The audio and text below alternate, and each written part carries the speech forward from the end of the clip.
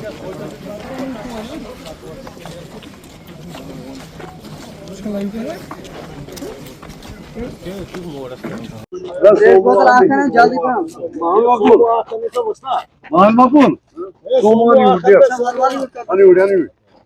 2014 में जब बाढ़ आई, बाढ़ की वजह से ये ब्रिज बह गया यहाँ पर।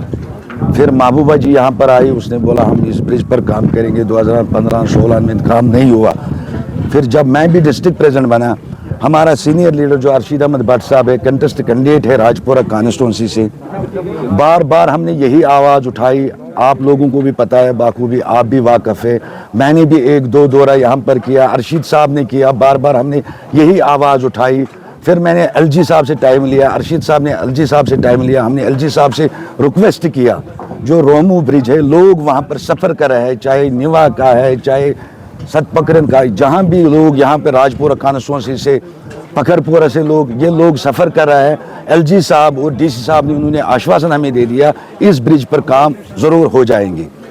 बार बार बदकिस्मती से ये ब्रिज कंप्लीट हुआ।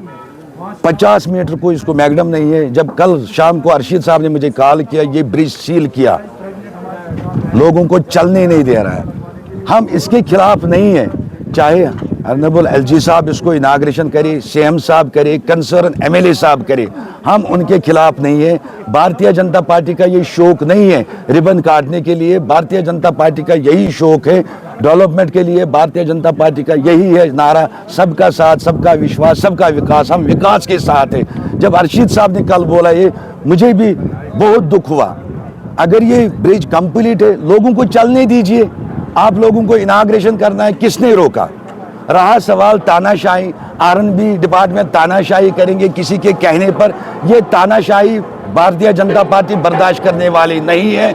जहां लोगों को सफ़र कराएंगे, हम लोगों के लिए हैं। हम इसी तरीके से रोड पर आएंगे, क्योंकि हम ये कभी बर्दाश्त नहीं करेंगे लोग सफ़र करें, लोगों को तकलीफ पहुंचे। ये हम बर्दाश्त कभी करने वाले नहीं हैं। भारतीय जनता पार्टी इसी तरीके से हर दिन रोड पर आएंगे। जब भी ये लोगों को तकलीफ देखेंगे, लोग सफ़र कर रहा है, हम इसी तरीके से रोड पर आएंगे। रहा सवाल, भारतीय जनता पार्टी इन लोगों की तरह झूठे वादे नहीं कर रहा है। भारतीय जनता पार्टी जो वादा कर रहा है वो वादा निभा रहा है।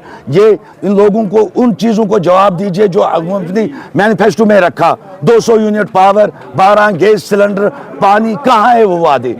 अरे अगर ये चीज़ आप लोगों ने कंप्लीट नहीं किया, कम से कम लोगों को सफ़र मत करने दीजिए। लोग सफ़र करेंगे, हम लोगों के साथ है, शाना बाशाना लोगों के साथ है। भारतीय जनता पार्टी इनके साथ है।